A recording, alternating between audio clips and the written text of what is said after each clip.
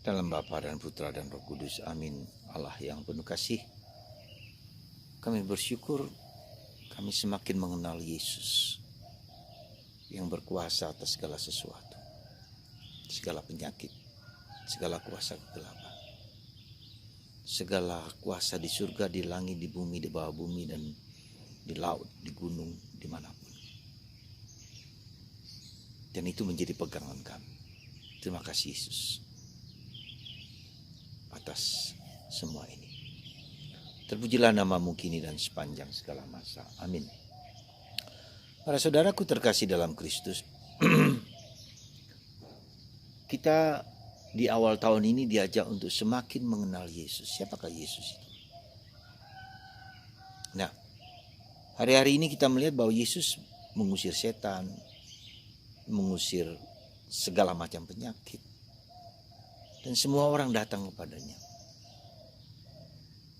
Dan inilah kerinduan hati kita bahwa kita mempunyai pembela, penyembuh, dan sumber sandaran kita. Bahwa tidak pernah ada boleh yang menakutkan kita, penyakit sekalipun, sehebat-hebat penyakit, dulu, sekarang, dan bahkan sekarang yang paling sulit seperti misalnya HIV, kolesterol, jantung. Tidak ada yang tidak mungkin bagi Tuhan Yesus. Dia berkuasa segala macam penyakit, dan itu menjadi sesuatu pegangan bagi kita untuk bersandar kepadanya. Ya, jadi sandaran kita pada Yesus memang mendasar karena dia mengandalkan. Jadi dialah yang bisa kita andalkan dalam hidup ini dan bisa menyembuhkan segala macam penyakit apapun. Itu yang pertama. Tetapi kita juga tidak boleh artinya gegabah dalam tanda petik bahwa hanya seperti itu. Yesus pun ketika menyembuhkan banyak orang di rumah Petrus dan Andreas, dan Yesus menyembuhkan ibu mertuanya. Dan ketika Yesus berada dalam kesunyian, keheningan, orang bertanya, di manakah engkau? Semua orang mencarimu. Karena Yesus berbeda dengan yang lain, menyembuhkan berbagai macam penyakit, mengusir setan. Jadi semuanya bisa dilakukan oleh Yesus. Apa jawaban Yesus ketika ditanya, di manakah engkau? Mengapa engkau pergi? Kita harus pergi ke tempat lain. Di sana pun kita harus mewartakan kabar gembira. Ada hal yang sangat penting di sini adalah bahwa hak prerogatif Tuhan, seperti presiden punya hak prerogatif untuk menentukan menterinya, hak prerogatif Tuhan atas hidup kita, atas keselamatan kita, atas diri kita sendiri. Maka kita tidak pernah boleh mengekang atau memaksa atau bersikap bertindak seolah-olah kita bisa menentukan diri kita, ya, memaksa Yesus untuk menyembuhkan kita. Tidak bisa begitu. Kuasa penyembuhan, kuasa kehidupan, waktu itu adalah milik Tuhan. Tapi ada satu yang penting yang mau kita sadari adalah bahwa kita harus mewartakan kabar gembira. Artinya apa? Bahwa kesembuhan itu, sakit, kesehatan, dan kehidupan itu memang tergantung dari Tuhan. Tetapi di situ kita harus mengerti bukan hanya sekedar penyakit, bukan hanya sekedar sakit, bukan hanya sekedar waktu kesembuhan, tetapi lebih daripada itu, waktu milik Tuhan. Maka kita harus mengerti, memahami penyakit kita itu kabar gembiranya apa? Bahwa Tuhan mencintai kita, bahwa Tuhan mengasihi kita, Tuhan ingin kita bebas, merdeka. Tetapi jangan lupa, ketika kita menghadapi seperti itu pun, maka kita juga harus belajar untuk belajar untuk menerima situasi-situasi yang mungkin tidak bisa kita lakukan dan kita sembuhkan. Jadi itulah saudaraku terkasih. Jadi kita tidak bisa mengontrol Tuhan. Ya, Tuhan yang berkuasa hidup kita, dan kita harus mengerti kabar gembira itu apa.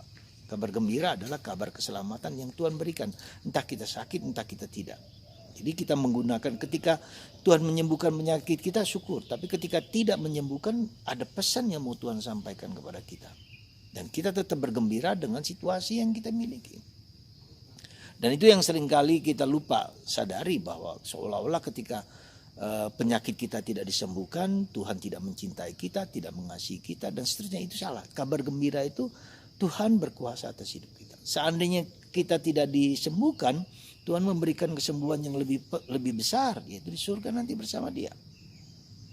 Nah, itulah kabar gembira. Jadi kabar gembiranya adalah Tuhan sayang kepada kita.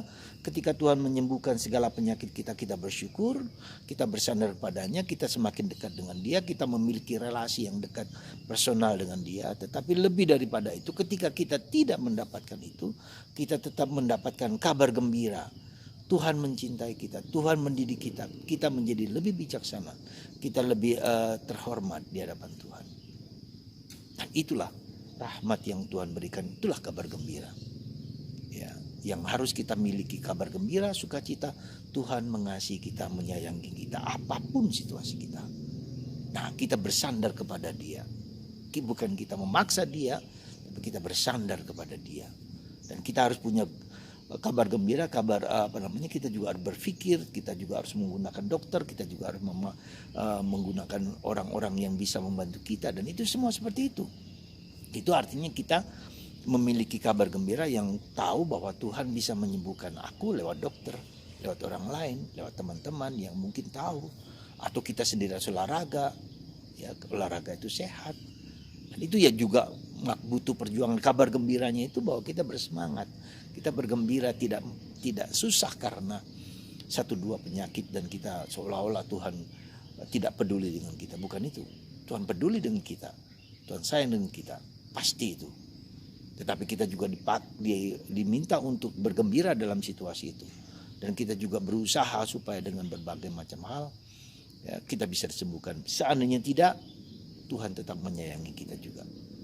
Tuhan memberkati Anda dan kita semua dalam Bapa, Putra, dan Roh Kudus.